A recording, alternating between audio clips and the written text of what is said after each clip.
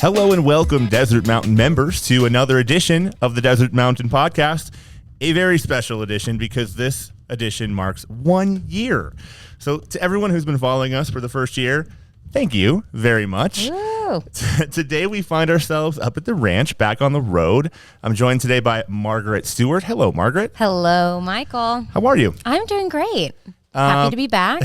You are back. Yeah. This is, I think, we don't need to count. You've been on a few times now. Yeah, handful. This is a beautiful day. We're into October now. Yes, we're up at the ranch. Beautiful start of the winter season on October 1st. So here we are into a new season. It's about 80 degrees up here. It's perfect, actually. A little bit of a breeze, some overcast. We'll set the scene for you. They talk about the 10-degree swing for Desert Mountain, and I feel like when you get up to the ranch, it's actually a couple of extra degrees cooler. I'd say 15. Yeah. I'd give it a good 15. It's beautiful. And right now it's perfect. So we're here for a reason because we're talking wildlife this week. we are very excited about it. I had a chance to go. Well, let's just bring in our guests first before we get too much into what we're doing. First of all, we'd like to welcome he's no stranger to the podcast. This is Outdoor Adventures Coordinator Jake Metz. Hello, Jake. Hello, everybody. Give you a round of applause. Yes. How about that? And we'll talk about some of Jake's other titles here in a minute. And then we also are very excited to welcome for the very first time to our podcast. I want to make sure I get your title right, Cricket. It's beekeeper and founder of the Arizona Backyard Beekeepers and the Arizona Honeybee Festival. Did I get that right? That's right. Okay, Cricket Aldridge. Hello, Cricket. Hello. Welcome. What a welcome. Thank you. I should have had a buzz sound effect installed on this soundboard. You should have thought ahead on that. What is your story? How did you get started and what you're doing? Why are you here today? Well, I'm a beekeeper.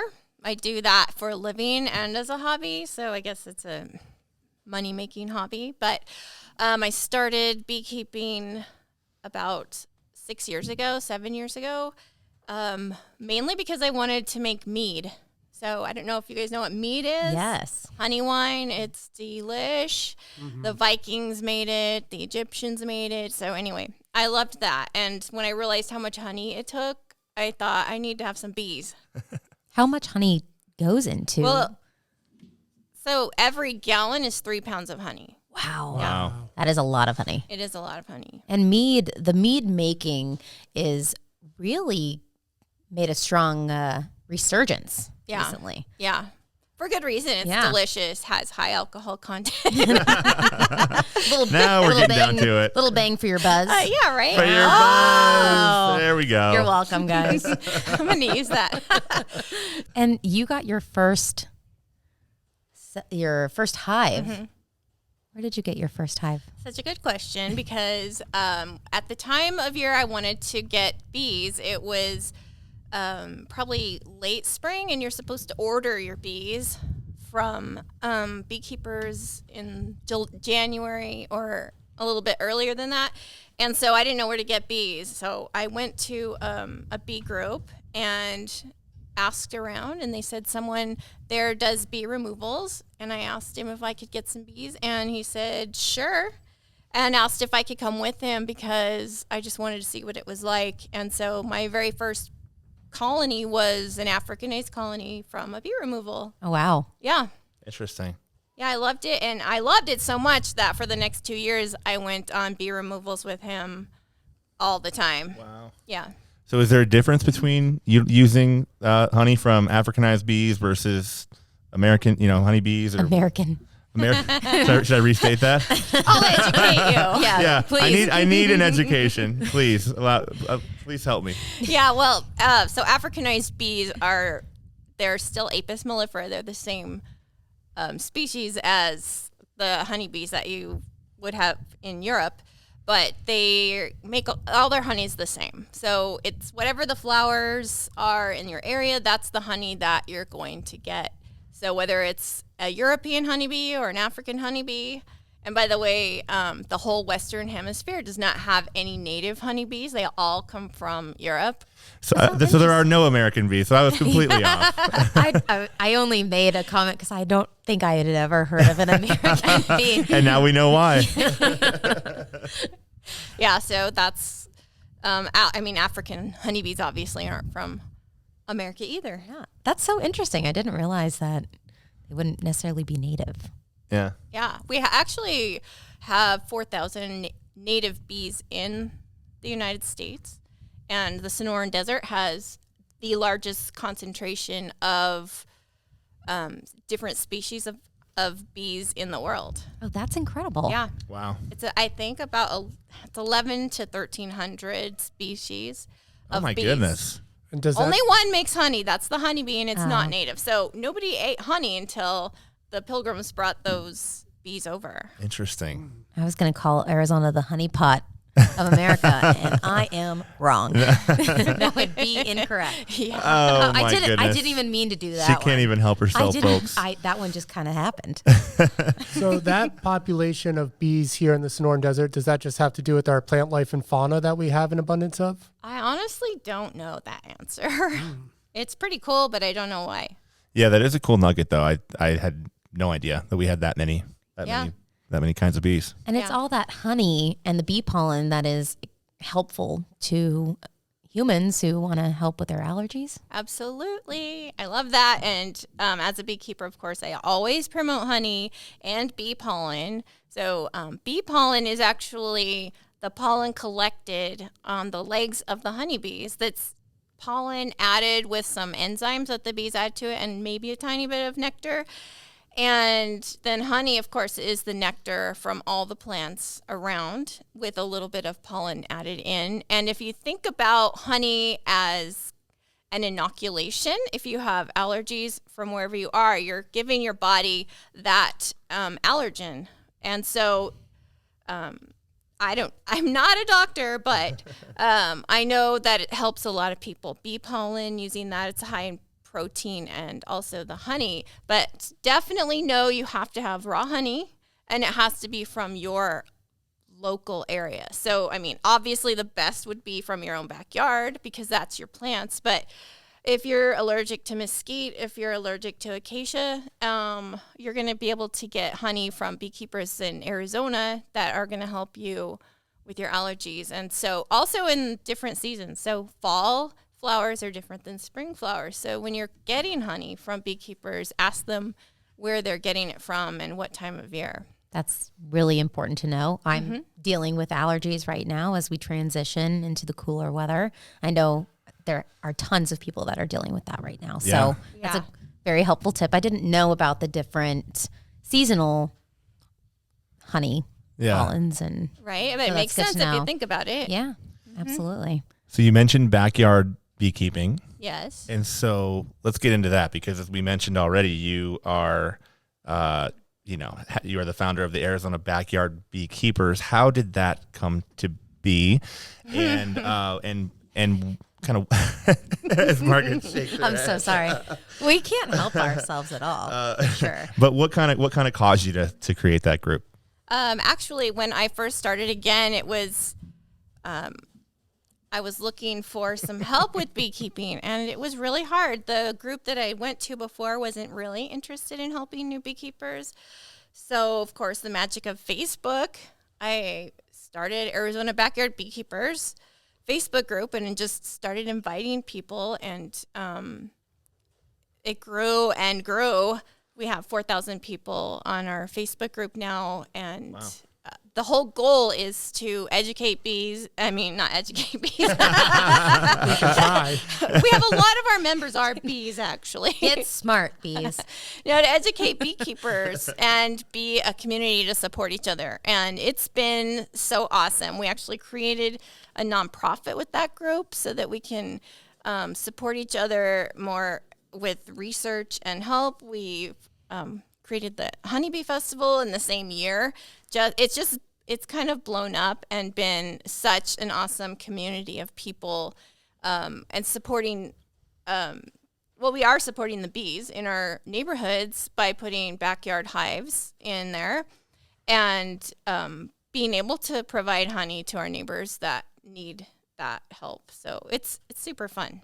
And you mentioned the Arizona Honeybee Festival. What is that exactly? So the Arizona Honeybee Festival, we're having our 6th one November 12th this year at Paradise Valley Community College. And the whole purpose is to invite the community in to teach them about honeybees and the benefit of honeybees, as well as to invite beekeepers from around the state to support each other. So we have, it's all free, by the way. We have classes for beekeepers and the community. We have free crafts. We have music and demonstrations, lots of education about bees and pollinators. That's great, and we should all maybe go down there and check that out. It's not far from me, so I already made a little mental note in my head. Okay, November 12th is where I'll be. Yay! Where you'll wear? Didn't mean to do that one either. Sorry, guys. But yeah, it's Wildlife Week. Jake and I were at what was the name? We were at the Southwest Wildlife Conservation Center yesterday. What did you think? Loved it. I was not expecting everything that I was not expecting. Did you have a favorite animal that you saw? The mountain lion. Mountain lion. Incredible. It really is incredible to see a cat that big. Mm-hmm. It's pretty cool. What about you, Jake? What was your favorite? For me, the bears. The bears were the coolest. The bears were awesome too. Oh, there's bears? Black bears. Mm-hmm. Yeah. Oh. That's awesome. Pretty cool. I know that they are very integral to if there's a wildlife, an animal that is needing to be rehabilitated, they do tend to get involved with that. The Southwest Wildlife Conservation Center, to me, is a great partnership because they exude what we love to see here at the mountain, which is protecting the wildlife and providing really primarily rescue and rehabilitation, and where needed or when needed, a home for these animals who may not be able to be reintroduced into the wild. Yeah. So it was a great partnership where they opened their doors to our Desert Mountain members. We had nearly 30 members go yesterday, and we did a sunset or a twilight tour. So we got to see the animals being much more active in the cooler hours of the day and enjoy a great sunset with the mountain lions and the bears and all the other animals we saw. And the other ones you would expect. I mean, they had the javelina, they had the coyotes, they had the foxes. Yeah. The owl was very cool. The owl was cool. I love a good owl. And the eagle was very cool. There were some really cool of everything, really. And it's a big part of education about our native species here in Arizona. And to that, when you come outside, when you get to explore, you want to make sure you're doing it safely for yourself and for the wildlife as well. Yep. Jake, new title, Wildlife First Responder? Yeah, thanks, Margaret. I was lucky to complete... Another round of applause. Thank you. Thank you. Part of being a guide here at Desert Mountain is we put safety in front of everything that we do. So recently I was lucky enough to complete the Wilderness First Responder course, which is really the highest level of safety or planning for outdoor and guiding trips. So that's just another layer that we incorporate for our members when we go out. That's incredible. And you know you're safe. You got someone right there for you. I've experienced, we've talked about it on the podcast before already, myself situations where Jake had to keep me safe. So, although this part of your life, we talked about it before we started recording, you're not getting as much sleep lately. So that's not going to affect your job, will it, Jake? No, I might take a micro nap in the middle of the podcast. But my wife and I were lucky enough to welcome our first child about 6 weeks ago. So in the same week as the designation of wilderness. Yeah, in the same week as the course. That's amazing. A lot going on.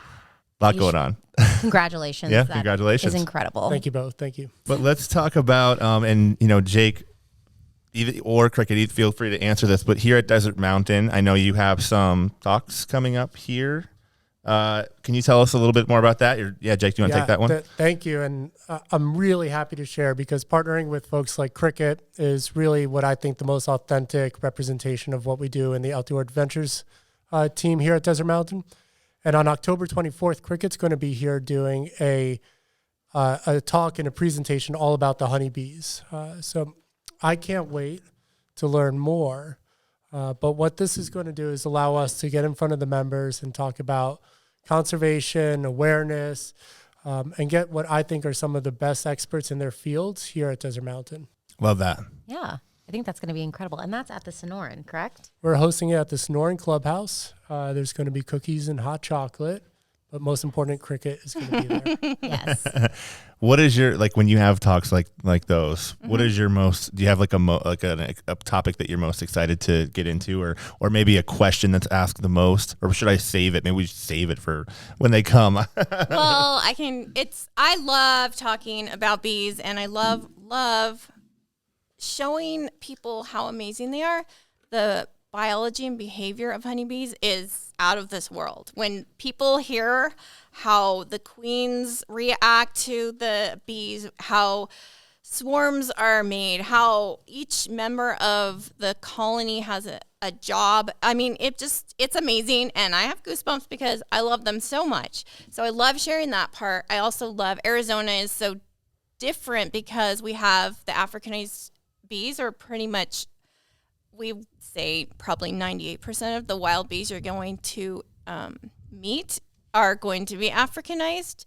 And so that poses a lot of problems for beekeepers here and a lot of fear for our community, but they're not really as they're not as scary as you think they are. So I'd like to share a little more information to help people not be afraid of them and understand how beekeepers deal with that. And so there's just so many topics, and I'm going to talk about all of them.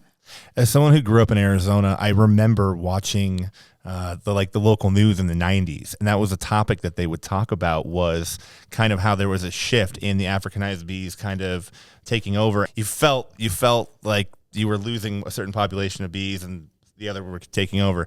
It's nice to hear that these Africanized bees are still, as we have a wasp about to land on my arm here. You're good. Are still providing honey and still, serving the same purpose. I think there will be misconceptions that you can clear up. Yeah, for sure. And I mean, when I moved here from Seattle, I watched a killer bee movie or something. I was terrified. Like, I'm going to go there. In fact, I do a little TED talk, and I talk about my experience with some honeybees or some Africanized bees before I even became a beekeeper, and I was terrified. I thought they were going to come in and kill my family, and that's what people believe when you're not from here. You assume you're going to be either killed by scorpions or killer bees or rattlesnakes. Yeah. So that was my vision of moving to Arizona. It's funny because I remember watching as a very small child I think it was either 2020, it had to be 2020, and it was about a little kid put their foot in a shoe and there was a scorpion inside, and they talked about the scorpion. And so when I moved here, I was like, they're going to be everywhere. Right? It took me 8 years until I saw one. Yeah. 8 years. And I was like, okay. And it didn't attack you. It was actually already deceased. Oh. I just didn't know it. And I was like, man, that thing hasn't moved in a long time. And at least it gave me time to prepare to deal with it. But then I dealt with it, and I was like, oh, you're not even alive, so I can be okay.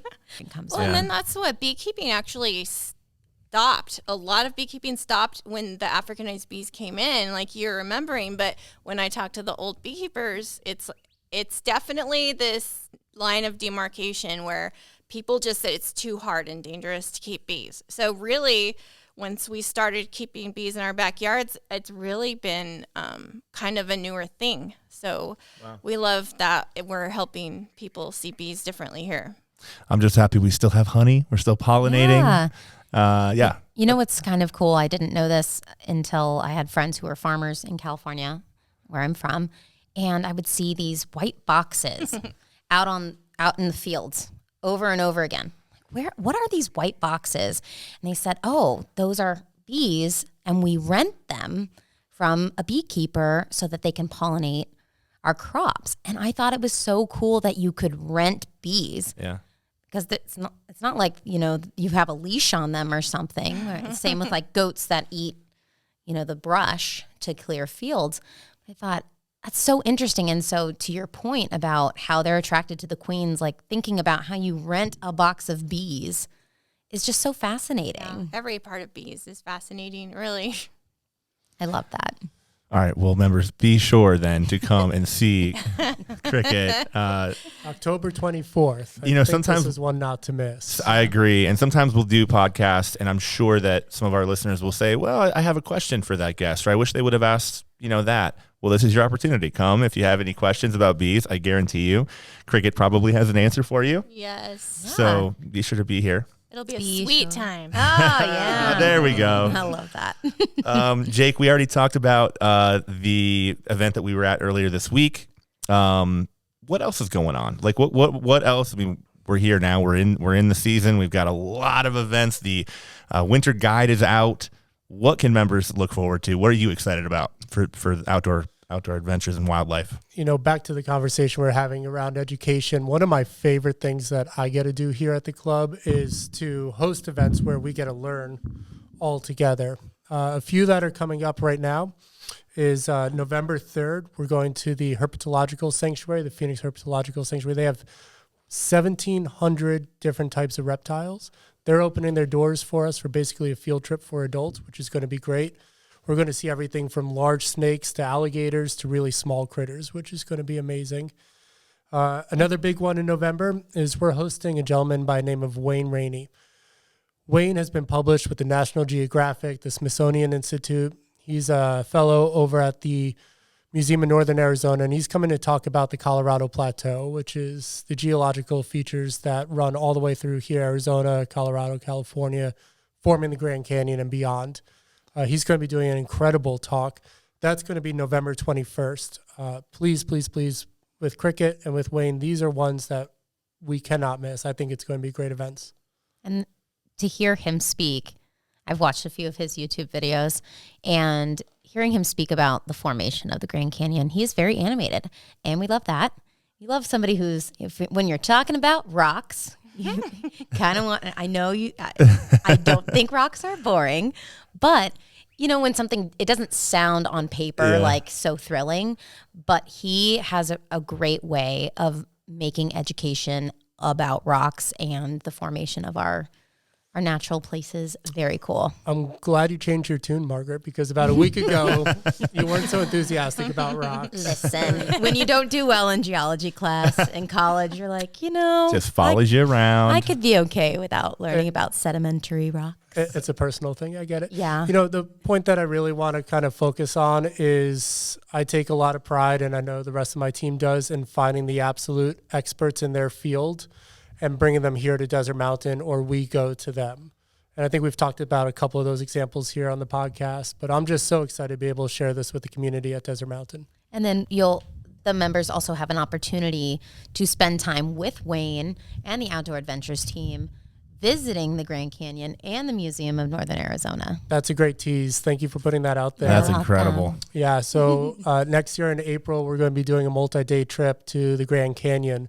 That's going to be fully planned by Desert Mountain and guided by Wayne. So this is a chance to go to the Grand Canyon and learn from a true expert who will be there with us every step along the way, teaching us, answering questions. And of course, we'll do it in Desert Mountain style the whole way. Yeah, I love that. Man, am I allowed to go to that, Margaret? We'll look at the budget. Would you put that on my schedule, please? Oh, yeah. Okay, I'll put it on there. Only if I can go too. Okay, we'll both go. Are we both invited, Jake? It sounds like maybe we're just going to do a second trip. Yeah, just for the marketing team and any others who are interested in, get the exclusive invite. Love it. It's going to rock. Oh my God. We got all these great puns. We got to use them all in one place. It has been an unbelievable podcast. And all right.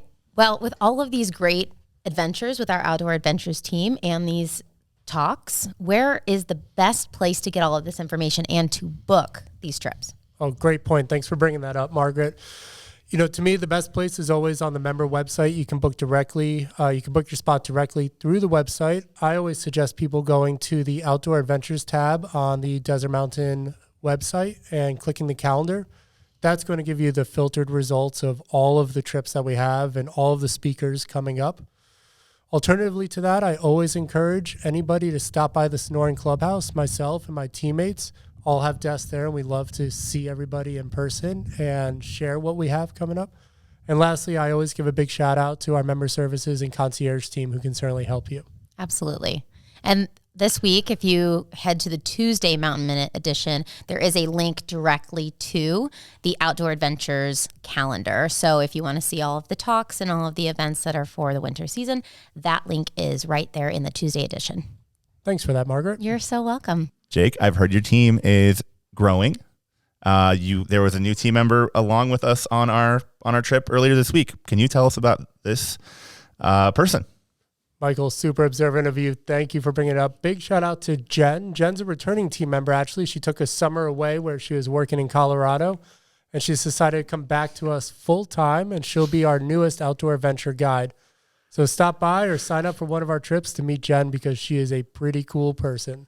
Yeah, I got to meet her today. I'm very excited to work with her, and so welcome back to Jen. Welcome back, Jen. Welcome back, Jen. Does she get a round of applause? She does. Yeah. Yeah. Deserved. Cricket, is there anything else you'd like to add or like our members to know before they come and meet you in person in a couple weeks?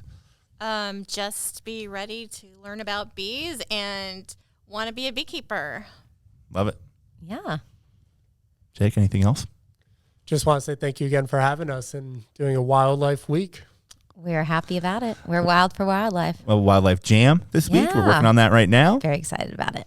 And other than that, just get on out here, folks, because we are out here and it could not be more beautiful. And I don't think this weather's going away anytime soon. So the most beautiful time of the year in Arizona is here. Get outside and enjoy it. Welcome to the winter season. All right. Now, as we always do, Margaret. Yes. Do we have any shots this week? We got a couple great shots. Yeah. Okay. All right. Let's kick it back to the studio. Let's hear about them. We had to bring this one from the ranch into the studio because we have quite a few shots to talk about this week. A few that did not make it onto the podcast last week and a couple new ones. So let's just jump right into it.